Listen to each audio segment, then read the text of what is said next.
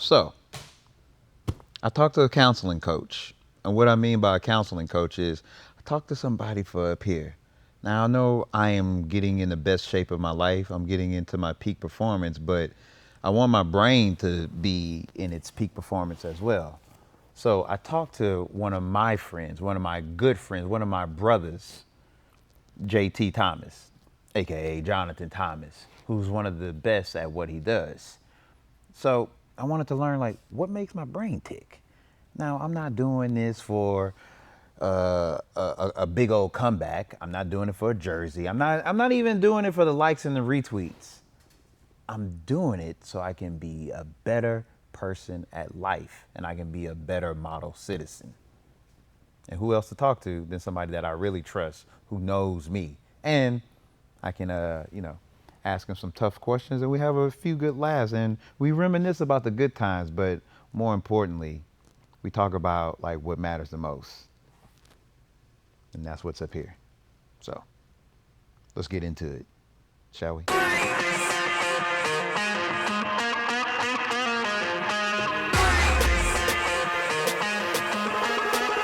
Jack in the Box. It's me, you, house, in the car, and Aaron. We freestyling. We go to your mama house. I didn't know what a Hiram Clark was back in 2005. Hiram Clark. I didn't know. I'm funny. Hiram Clark, I didn't know baby. what a Hiram Clark was, right? Damn. In 2005. Moved here in 2017, and you know I meet everybody. I don't meet a stranger, right? Yeah. From 2017 when I moved here until now, almost 10 years. LaMarcus Newman. Yeah. Mark Boone. Yeah. Ashley Mitchell. Kristen Harris. Nick. Yeah. I'm missing like 2 or 3 people that I've met here. Yeah. Who know you? Because Yeah. everybody always talk about Westbury High School. Westbury football. Well, I forgot. Here we go. I knew I had 2 more. Yeah. Wait, hold up. Keith Mouton. Mouton. Mouton. Hey, Mouton, yeah. Keith Mouton. So, like 7 people that I didn't met, you know Choni? And it's just me just talking about Southeastern. You know Choni? Yeah, I know Choni, man. It's crazy. That's Southeastern from you just mentioning Southeastern and people Southeastern. knowing that. People would know you left U of H and went to Southeastern. Yeah, dang. And moving here, and like I said, Wings Track Club.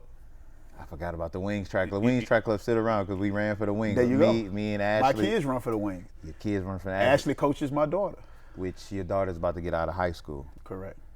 Wow, how does that feel? I hear that you may have to get a third job because college. Hey, man. Well, the great thing is, we started planning a long time ago. Man, put her on that football field. She can't get a scholarship. Can't get that. But maybe ain't getting hit. She ain't getting hit on that football field. Man. Flag football. You know what? She got it up here. Okay. She got her mama jeans. It's right. up here. Yeah. It's up here. I hear that she got her mama jeans up here, but she got your attitude.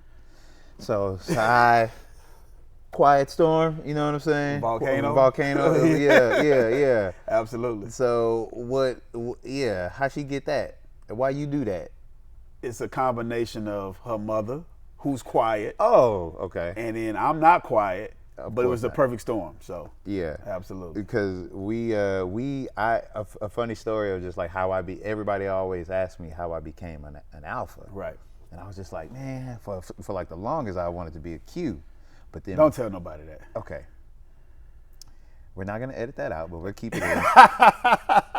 Cause I'm gonna tell you how I don't like the Qs. No, but for like, cause you seen it on TV, you seen them hop or whatever, and then it wasn't until I saw School Days. And the alphas came out, and then facts. But then I got to college, and my roommate was a Q.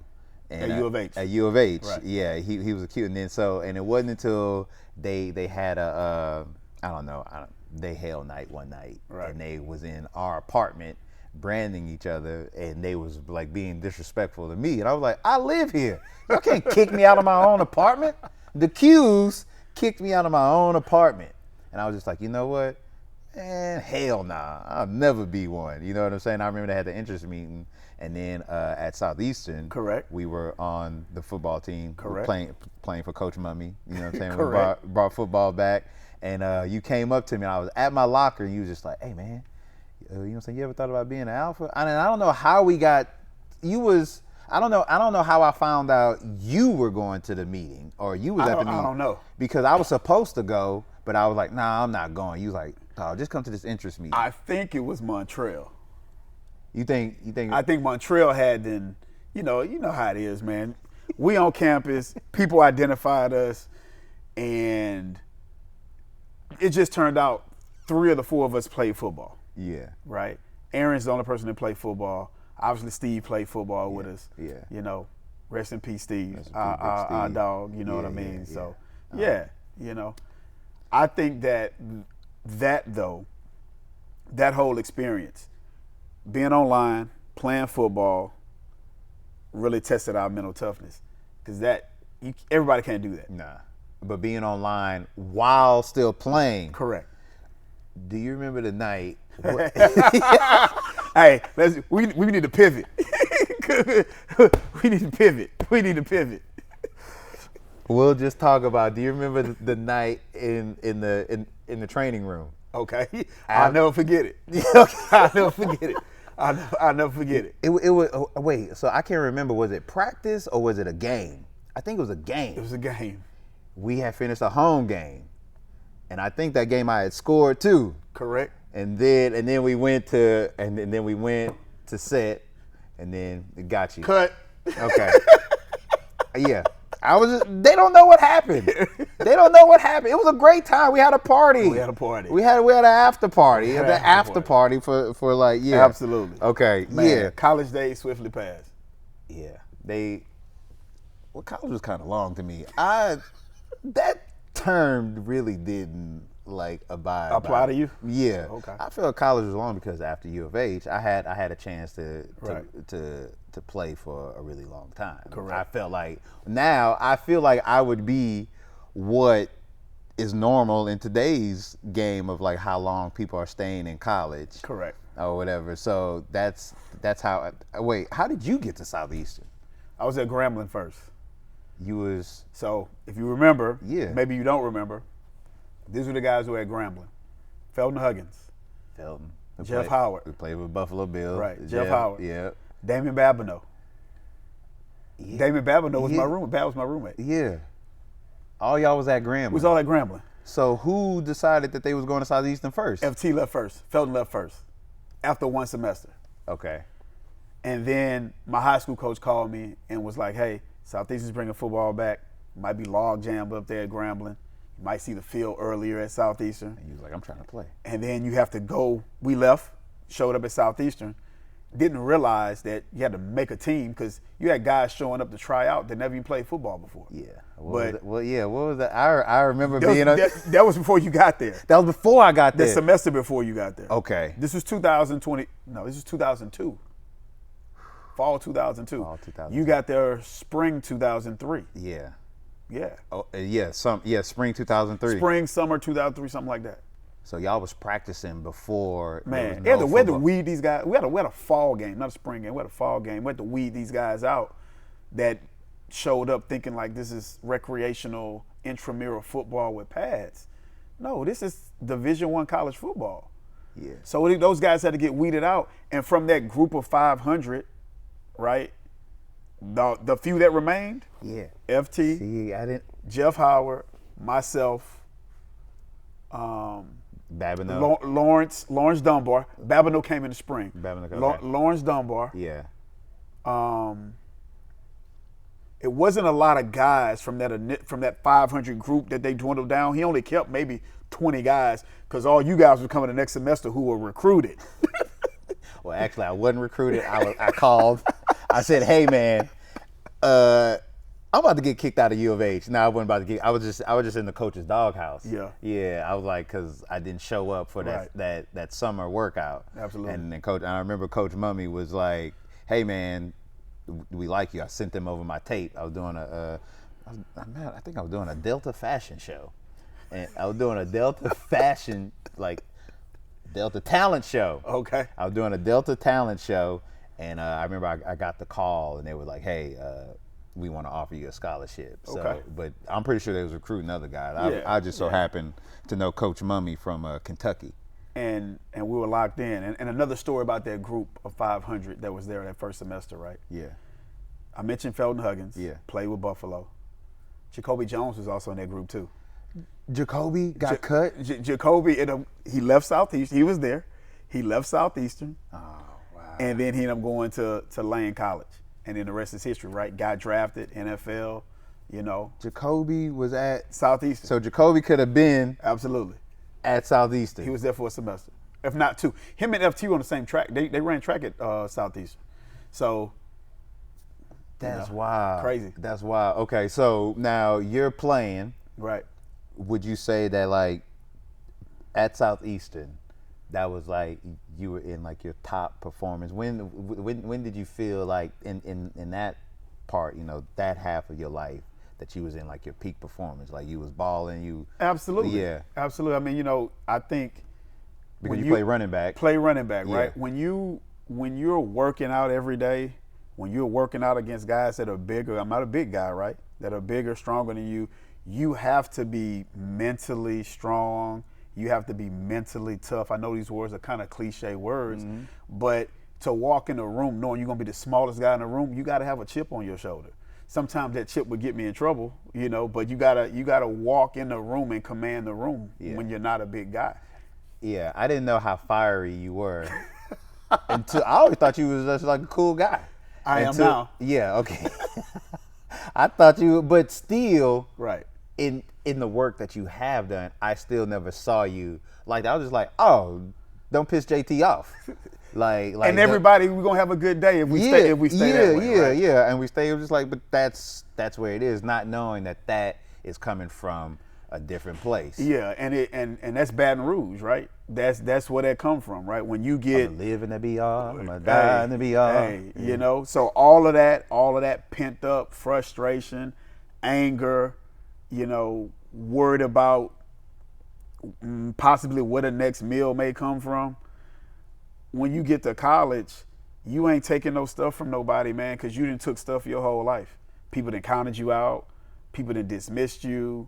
People have told you, you're not big enough. You can't do this. You can't. How you gonna do this? College? How you gonna get there? Nobody in your family going to college. So when you hear all that, volcano, right? It was my line. And that's when you get to a point and you blow up. Yeah. So that's why you're like, don't piss JT off. Just let him just stay in his comfort zone. Or you should piss JT off and see what happens. Because I'm ready for this. I wanted to. Okay, so now after football is done, Yeah. you go and be a border patrol. Correct.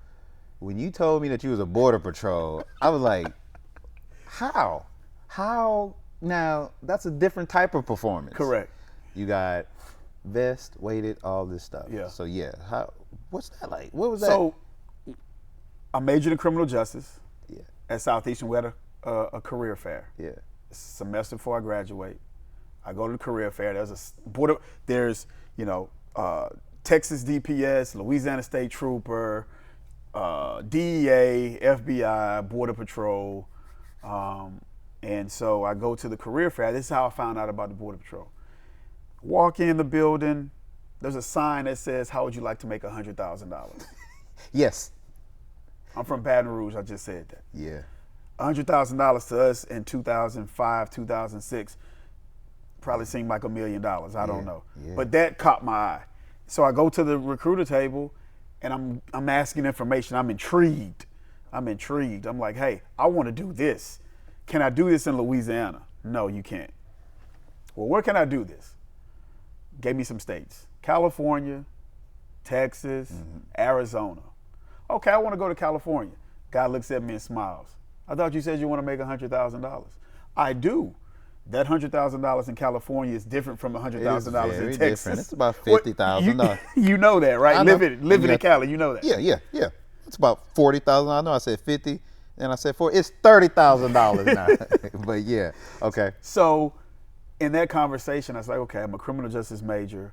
I'm dating my girlfriend at the time, yeah, which is my current wife, and I know this is probably I can kind of change my future if I go take this job, especially with the amount of money they're gonna pay me. I don't even know what that feels like, and so that's how I ended up in Laredo, Texas, in the Border Patrol. I remember one time you called me out, or called me or showed me one of your biggest busts. Correct. Now I want to ask you, did you chase them down? Did you run after them? How did you get that? Like, and it's like a classic of what we see on Twitter, formerly known X, and be like, Border Patrol makes a big bust. You've made one of these busts. Correct. How? That particular picture I saw you was the biggest bus I was part of, and it was from a semi tractor trailer 18-wheeler. Okay. And so that's why all those bundles came from that particular bus. When people are crossing the border, they're not carrying that much, weighted bundles. They just carry stuff in backpacks and stuff like that. So, okay, but that was like, and then you like, hey, step out the car, and then. Did he take off running? Did you have to? I mean, people run all the time. They run. They want to see if you still can run. I was a high 4.4 guy back in the day. Yeah. 4.5-ish, but I touched 4.49 maybe twice. Okay. My average 4.5 guy. So I could run. You can run with all the equipment. Absolutely. Did you ever run people down?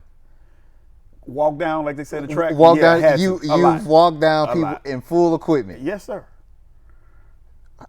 You ran track. Yeah. Show me how the proper form go. The blades are here. There it is. But I ain't got no gun right here. Man, I ain't got a. So that's adrenaline, and you running. You can't throw your nightstick out. Did you ever try and do any of? No, you'll end up locked up. You throw your nightstick. You can't trip them up. Hey, they got rights too. Oh, so you can't even. So you even gotta like a bit. So you just gotta run them down. You gotta run them down. So how often was you training when you was like a border patrol? Are you doing that same workout routine? Are you carrying over football, Southeastern? Yeah. Into that and at that particular time, yeah, because you still physically fit, right? You still physically fit, and you have to stay physically fit because of the nature of the job. Yeah. You ask me now I'm easing back into it. I'm trying to get back there because at this point now, kids, wife, job, career, now I'm trying to find that place again how I was, almost 15, 20 years ago. Yeah.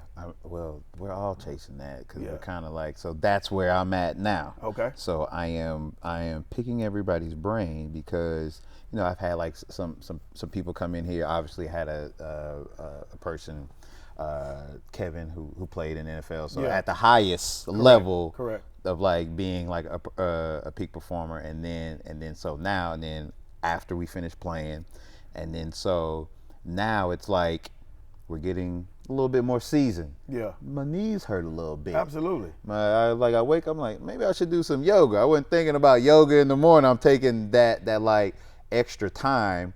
And so, but then as far as that, now after Border Patrol and now what you're doing, you're counseling. Correct. You're coaching for like our mental. So Absolutely. that's what I'm here to get more stability in my mental clarity. Absolutely. So, which is all part of my peak performance, because not only do you got to stay mentally ready when you're on the field, you got to stay mentally ready as Border Patrol, and now how you're staying mentally ready even when you're like coaching. So, Absolutely. Tell me about that. How do you do that? I want to get after the transition from law enforcement, it became education. All right, and so getting back to the game, right? I did that. Now I'm in education. Education aligns with my wife's career. It aligns because she's in education. Now I'm in education. The kids are still young, and so I'm in Houston now. So went from Louisiana to South Texas on the border. Now I'm in one of the best cities in arguably the world, Houston, right. Texas. That's You know what right. I mean? You said Home, H-Town. home of Beyonce, home of, DJ Screw and Lil Keke, all those guys, Yeah. the best city in the Already. world. You know what I mean? 713 day, right? Yeah, 713 day. My wife's birthday, 713. Perfect. Houston's home. We love a wife that aligns with how you are and where you live. Absolutely. I love that. Yeah. Absolutely. So I'm in education. I'm working at a junior high school down the street from one of the, powerhouses in South Houston or the, South Texas and so we're getting kids who have a lot of athletic ability. Because the area we live in, that I work in, a lot of professional athletes, kids are coming up through the program. It's Houston, so everything's just competitive, and kids are training at a younger age. But what I'm finding out is, while I'm coaching middle school football, I'm finding out that even with all the success they're having on the field, mentally some of them are struggling. Not struggling with mental health issues, but just struggling how to keep up this performance. At 13, right? Because their goal is, like the guest you had before me, their goal is every kid wants to make it to the NFL. Yeah. And I'm here to tell them, like, hey, it's good to have that goal, but you can do so much other stuff if you don't hit that mark. You can be a college athlete, but if you don't make it to that level, you still can be successful. And so the mental part of peak performance, I feel, is that ensuring that everybody understands that mentally as well as physically, right? You have to have a balance. You have a balance. You have to have a balance, in your mental. But how do you get How did you get to that thinking? What do you do in order, before you're about to go in and you're about to go talk to the kids and whoever, but what do you have to do? Because I want that. You're my brother. Absolutely. You're my frat brother. Absolutely. Line brother. Line brother. Line brother. You're my line brother. Right behind me. Yes. I'm the ace, you the deuce. Yes. Absolutely. So I want it. So out of all my guests, I can really ask you, give it to me. Absolutely. What is that MacGuffin? And that MacGuffin is like that nugget of information. Yeah. What do you do? I had to grow as a person. So it's no way I can do what I do now to help kids and other people if I didn't mature as a person. You just talked about me being fiery. Yeah. When you met me in 2002, 2003, I was an asshole. I didn't think you was an asshole. I thought he was funny. I didn't think he was. But to certain people. But yes. I mean, I had this wall up. had this wall up. I'm standoffish. Mm-hmm. If you're not my friend, I don't fool with you. You may get in a fight in a parking lot. I did have a fight in the parking lot. And you won. And I did win. Yeah. But that moment, right? That moment. I'm fighting this guy in the parking lot on some fraternity stuff. Yeah, I was on my way. Yeah, I know. I pulled up late. I know. And talking about how I had to grow, I grew because about 5, 6, 7 years later, I saw that same guy. And I apologized to him. And that's how I knew I was growing. Wow. I apologized to that guy because I ridiculed him. I ridiculed the guy. You know what I mean? And that's how I knew I was growing as a man, because at 22, I'm still a boy. Now I'm growing as a man because 7 years after that, I have a wife, I have a family. And while we can laugh about that at 22, at 29, I'm like, man, you know what, JT, what was you on? What was you really on? You know what I mean? Yeah. But that goes back to my upbringing and my environment. And so in order for me, what you just asked, in order for me to get to where I am now, it was maturity on my part. There's no way I can pour into other people, pour into other kids, pour into my own kids, be a community member if I didn't grow from a boy to a man. And that happened because I had to just do some self-inventory on myself and say, hey, how do I want to be remembered? Do I want to be remembered as the guy fighting in frat parties?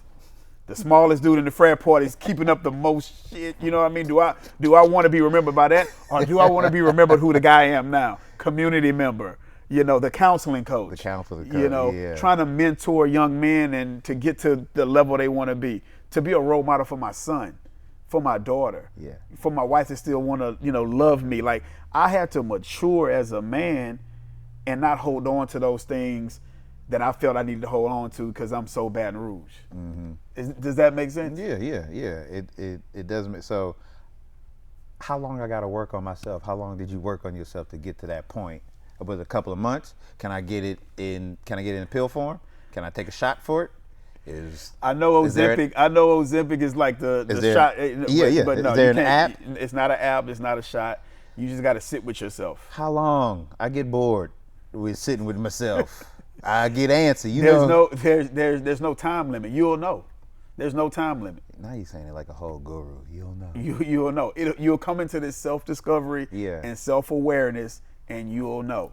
You'll wake up every day and you'll feel like, hey, you know what? Today, I get to go impact people. I get to go help others. I get to go be the best version of myself. And it's rewarding. It's really rewarding to help people. If you would have told me at 22, when we met, or 19, 20, whenever, when we met, that I'm going to be talking about mental health, man, I'd be like, get out of here. Get out of here, man. Ain't that wild? Get out of here. You. Me, of all people. Talking about mental health. But nobody talked about it back then. No, nobody. This is all new. Yeah. And keeping up with like the times. How do you keep, because mental health, 5 years ago we weren't talking about it. 5 years ago we just started talking about it. We just kind of got into therapy. Yeah. So now people are being like, I don't need that. Let me go try something else. So how are you able to keep up with the times as far as like, being the counseling coach? As I just mentioned, it's something that you have to want to do. You have to want to say, I need to work in these areas that I'm struggling in. That could be any area. It don't have to just be on the extreme side of, talking about bipolar or anything like that. Yeah. It could be want to work on myself to want to work out. Yeah. Our other good friend, Jaron Pierce, he's a fitness guru, right? Yeah. And so him and I'll text, hey man, you got your workout in? I got to get to it today. Yeah. When I can take care of myself, Choni, I can go help other people. But I have to take care of myself first. And I'm still learning that. Yeah. Kim reminds me of that all the time. Kim is your wife. My wife. She'll tell me, hey, you need to sit down and relax a little bit. You pour out too much. And then I have to kind of just sit there and kind of just, pray, relax, yoga, to kind of get myself back to What if I would have told you when we first met that we was going to be doing yoga? And I was like, what is that? Like, what's that? And now, I have implemented yoga into, a lifestyle because I have to stretch. And for me, it's more stretching. I need to stretch. Yeah. Because muscles be all tight, mind be all tight. So just stretching. Now, speaking about your wife, Kim, like how was she a great person, a great woman? Correct. Like how do you, when you're talking to her, and she may have some uncertainty of her mentality. Now, are you talking to her? Are you implementing some of your coaching when you're like she's having a bad day? How are you doing that for her? I never want to show up as any type of counselor or therapist to her, right? Yeah. I don't want to do that to her. When she has things going on or when I have things going on, we listen. One thing I've been married almost 19 years, so I'm not, early on I tried to solve all the problems. Wait, hold on, bro. Hold on. You just can't skip over 19 years. Some people don't even make it 5 years. February will be 19 years. 19 years. Yeah, February 17, 19 years. What you doing for your 20th? Is that like your golden? What's that? We the 20th man. I think we might want to go spend like 2 or 3 weeks in Africa. Okay. Yeah. Okay. I think that's what I'm planning toward. We want to hit East Africa, and then work our way back to West Africa. So start in Tanzania, Zanzibar, and then work our way, through Central Africa, and then end up, in West Africa, Benin, Togo. Yeah. So now you don't show up as that for her, and you more listen to Correct. what. Correct. But okay, what about the times where like you're just listening and she says something that you like, I didn't say that. This is what I said. How do Yeah. you? That happens. Okay. That happens. When you're talking to your spouse, this is marriage advice for anybody. Try to take the emotion out of it. Meaning that don't anticipate what that person's gonna say and you already have a response. And I'm still working on that. I haven't perfected that. But I try to just sit and listen, wait till she completes her thoughts, and then she may ask me, you don't have anything to say? And I'll say, well, I just want to make sure you were finished first. Because early in marriage, I'm interjecting, right? I'm trying to cut her off, or I'm already forming an idea of things that I want to say while she's talking.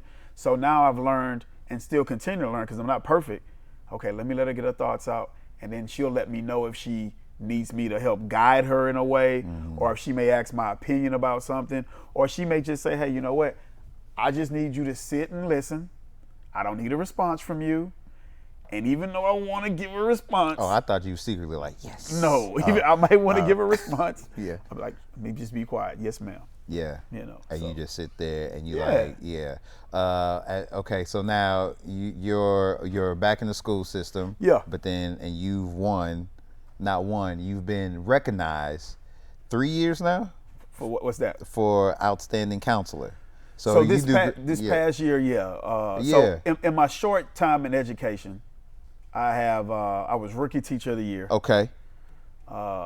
Teacher of the year. Okay. And then this last year, counselor of the year. Hey man. So you got it. So you got the key to being to understanding like your mental blocks and and being a peak performer in like your Absolutely. mental aspect. So would you say that now you are in this aspect of being a peak performer, counselor, coach, and like when is that time that you've been like locked in doing this? Yeah. When was that time? Or is that time now? That time is now. Okay. I've been fortunate to build a lot of relationships with people, adults, kids. Working at the junior high, I worked at coaching kids. A lot of these kids now are young men. I've been out of teaching now for 4 years, right? So I'm in a counselor role, so I'm not in the classroom. The things, it just makes me happy that I still have kids who I taught 4, 5, 6 years ago who hit me up, DM me on Instagram, hey, Coach Thomas, hey, man, I want to come to the house and hang out, right? Yeah. I want to come in and just sit by the pool and talk. And these are young men, when they come home from college, they could be doing anything, but they'll hit me up to check, hey, Coach, I'm just checking on you. Man, that means the world to me. And you know, I'm gonna throw out some names because you know some of these young men are, playing football at the highest level. Yeah. One young man I coached, Kobe Sellers. Okay. Playing corner at Texas A&M right now. Okay. Freshman. He Cole? He Cole. Hey, Cole. All right. Kobe Sellers. Kobe Sellers. All right. Was a 4-star corner. Okay. You know this kid because you know his dad. Who? Braylon Prude. Oh, Yeah. Yeah. 6'4". Yeah. Yeah. 6 foot. Well, his dad was a hell of an athlete in Louisiana and LSU. Yeah. Is that play for the Ravens? For the Ravens. Yeah, Dad cold, man. Yeah. We just came from Vegas. I DM'd me and Ronnie were talking the other day because he said he put this quote out about Nick Saban. Oh, this real. And I told Ronnie, I said, hey man, the 2001 Louisiana class as a whole. Just anybody that came. Anybody that came. I'm putting myself in there too. Yeah. I didn't go to LSU, right? But you came. But the 2001. You in there. The 2001 Louisiana class. Yeah. Marcus Spears, Michael Clayton, Ronnie Prude, Corey Webster. I can go on and on and on and on. JT Thomas. From Astruma. You remember that? Yeah. I remember busting y'all ass on that track too. Struma, I remember. I'll never forget this Struma boy. Yep. Oh boy, who was the dude? The dark skinned dude had the flat tie, nothing but goals in his mouth. Kifferny Thomas. That boy.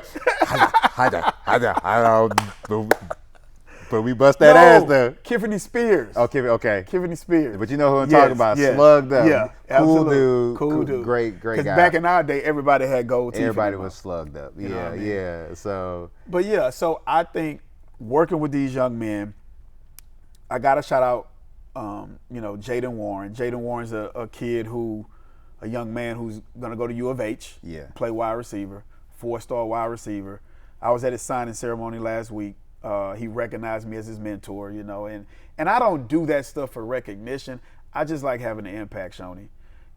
It's little nuggets that I'm leaving with each and every individual. Hopefully that they can see, hey man, Coach Thomas left something with me.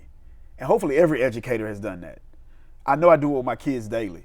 I don't know if every educator's done that. Well, they should. I know, but They you're should. different. You come from BR, so like who you are and Right. like what you have carried with you for so long. Not a lot, So Yeah. you're a very special person. Yeah, to, I like, appreciate that. wanting to like work with, a lot of different young men in, Yeah. in this capacity. Because But go ahead, yeah. that's important though. Yeah. That's important, And it's not even just the kids who are going to, play sports. It's other young men.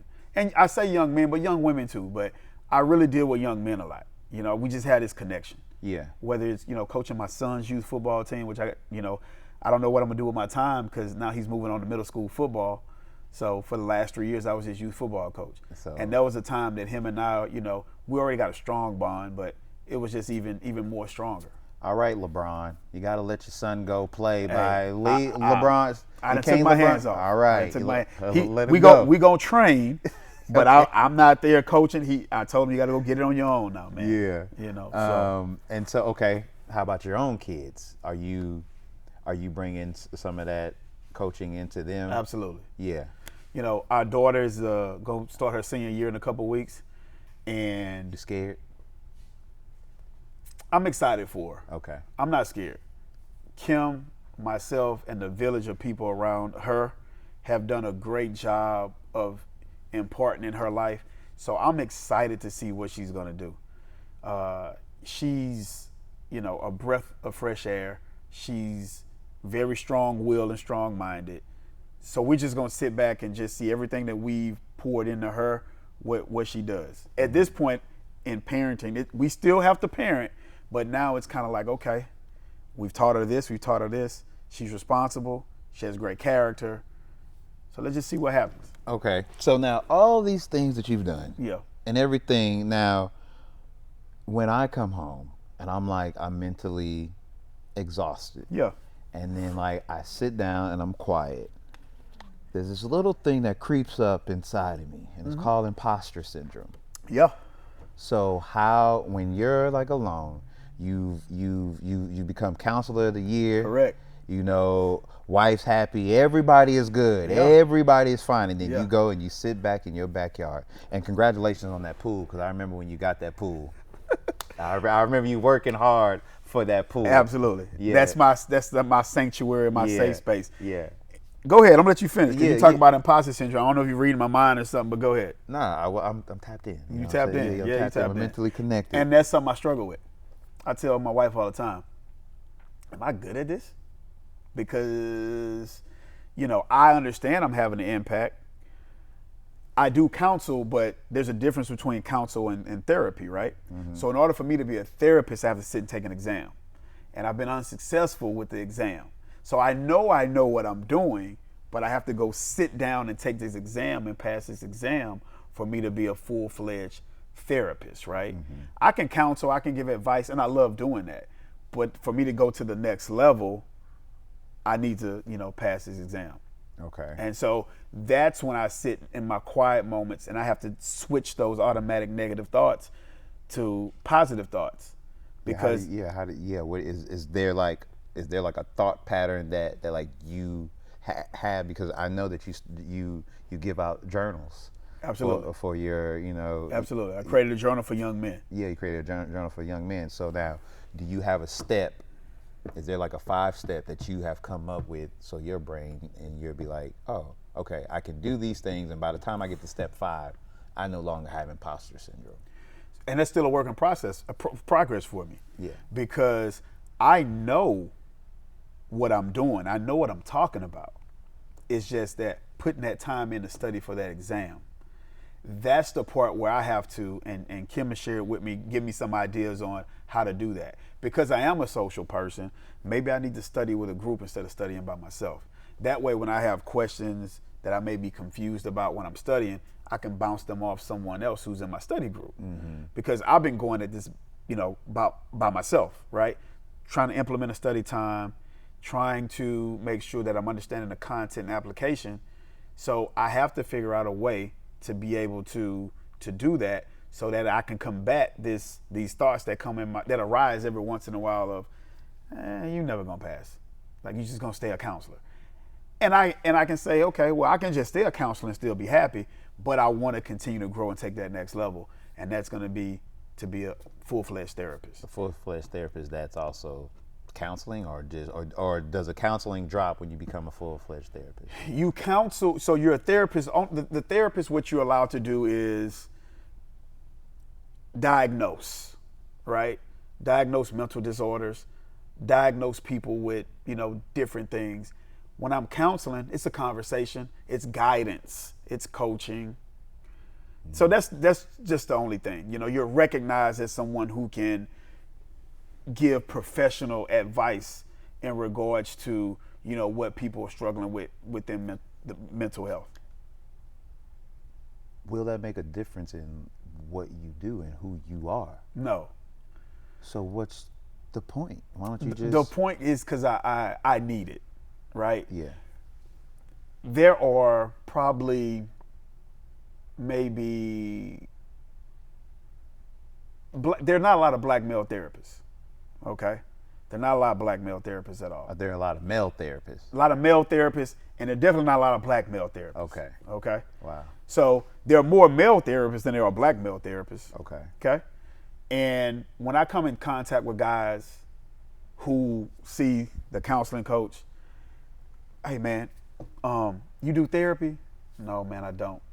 Because they're looking for, alternatives to sitting talking to their homeboys and just talking about the same thing. They want to come talk to someone who is licensed that can actually help them, right? I can give guidance and counsel all the time, but I do need that criteria to do what I'm fully capable of doing.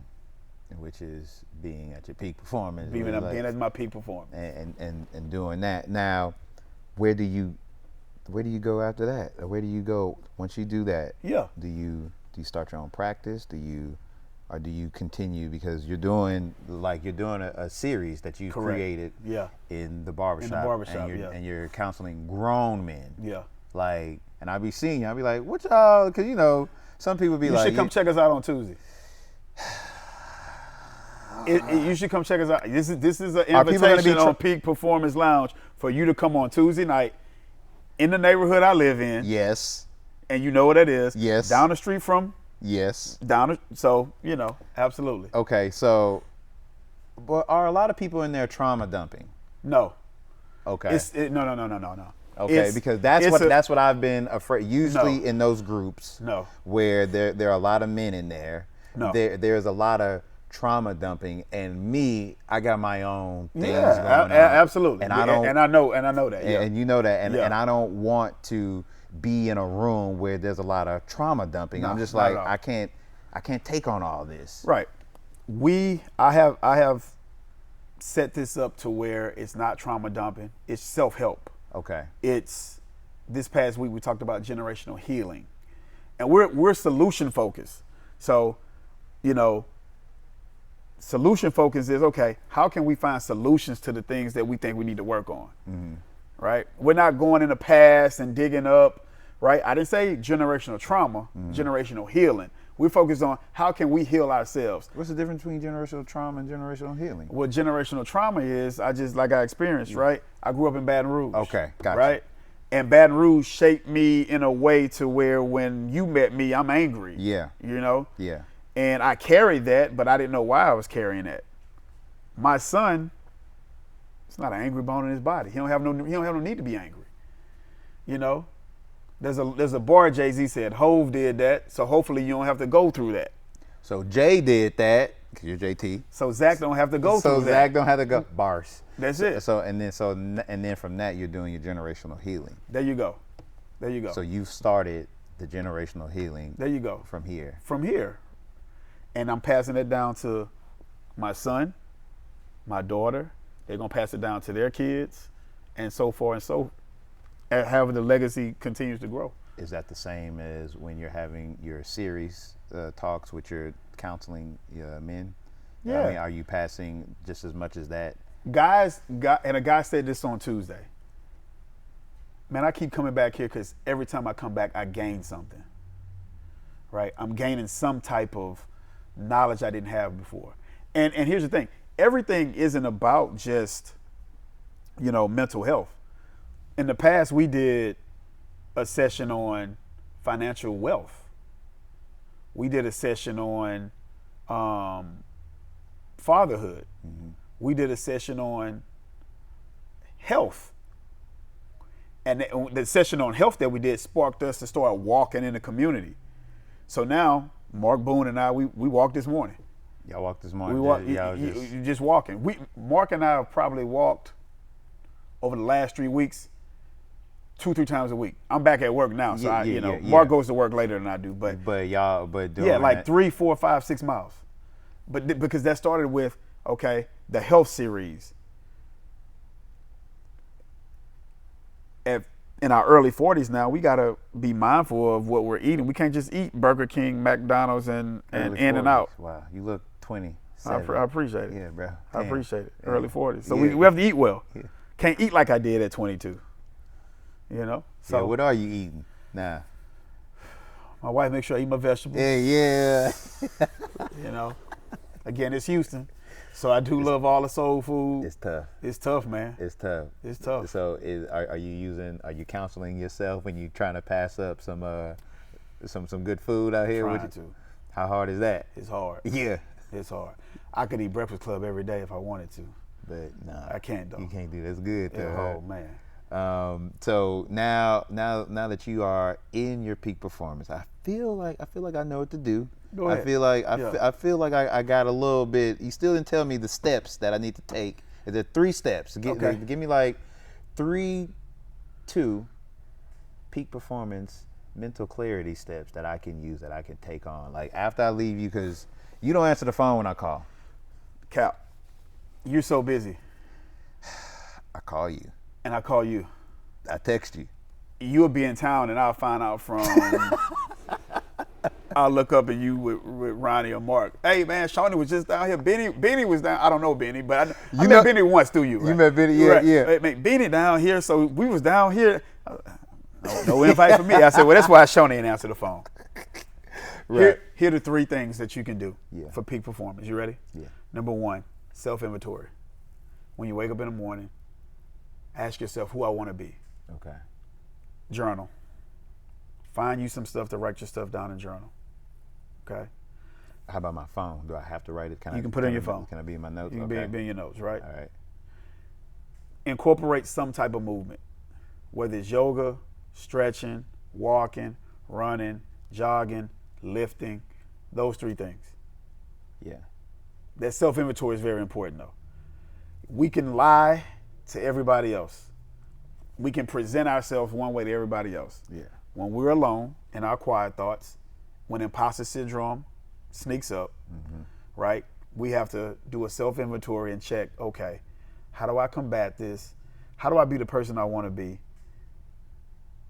That's really important, along with the journaling and with the the movement. Self-inventory, journaling, and movement. Yep. Where can I find you? I know I'm coming to the barbershop. I will come and sit in and hang with you. 331 Meridiana Parkway. Yeah. That's where the barbershop is, Tuesday night, 7 o'clock. And where else can we find you at? On IG, I just have Instagram. I don't have anything else. Yeah. And it's The Counseling Coach, at The Counseling Coach. And what if I have some questions about can you coach me over Instagram, or you do that? Like how do I get in? are you open to like be like, hey man, I'm dealing with something right here. You would reach out to me, and depending on what it is, right? Because I'm not presenting here as a therapist, right? Nah, So no, presenting what it is, Yeah. You know, if you just need somebody to talk, we can definitely talk. But if you tell me, hey, I need this, this, and this, I know a lot of different therapists who I can connect you with. Okay. Absolutely. Yeah. People who are rooting for me to pass my exam, just like my wife and my family is. You're gonna but- pass it Yeah, next time you're on the show. Next time Absolutely. you will. It's already said you're gonna pass it. Yeah, I know that. I just got to put the time. I have to do my self inventory and put the time in to do what I need to do. Okay. Well, how about you go put some inventory in on yourself and go study for that test? 'Cause Absolutely. This is great. Always. My dog. LB. My My LB. LB. dog. My LB. This is it. That was it, man. Yes, sir. I appreciate you, dog, and I'm really proud of you. For real. Man, I appreciate that. I'm proud of you, man. And let me tell you why I'm proud of you. Because when you left school, you went and did some arena football. Yeah. Some CFL stuff a little bit, yeah, right? Yeah. And then, you know, we look up you in Cali. And you say you was gonna be a stunt man or something like that. And then you was home set in like, I'm going to Cali, I'm gonna make it out there, I'm gonna do something. And then in Laredo, we was in Laredo, I'm watching TV. Was it a Ford commercial? Well, it was something like 2010, 2011. It was a Scion commercial. It was a Scion commercial. Yeah. I'm watching Sons of Anarchy. I'm never gonna forget this. I'm watching Sons of Anarchy on FX. Jax Teller. I'm watching commercial, and this is before, right? That, you know, we stream everything now. Yeah. So I had DirecTV. So I'm watching Sons of Anarchy. Commercial come on. My son is in my arms. It came on Tuesday nights. Kim had class in Corpus Christi. Wow. She would drive. At this point, after our son was born, she was driving to Corpus by herself, and I would stay up all night. Sons of Anarchy would come on twice. I'm watching the second time Sons of Anarchy came on because it's like 11 o'clock. I'm staying up waiting for her to come on. I'm half asleep with my son on my chest. I wake up, commercials on. I look, and I'm looking, and I wipe my eyes. I'm like, damn, that's Choni on a commercial. So I go to the group chat. I'm like, yo, Choni's on a commercial. Crazy. What happened? Yeah, I never heard this side of I sent it to Aaron and Steve. Your ass didn't answer the phone, so you know. But yeah, I'm like, this dude really on a commercial, man. Yeah, right. I thought I was like, dog, this dude, you know, got to Hollywood. Had to go out there and do it. So man. I'm proud of you because you did what you said you was gonna do and you did it. Didn't even know in school you wanted to even go to Hollywood. I didn't either. I thought you was just gonna come back to the H and. I don't. Yeah, it just kind of like fell in my lap. Or Yeah. I knew that I could do this, and this is something. It's football. Yeah, It's all football. Yeah. So, but that's it, man. This is it.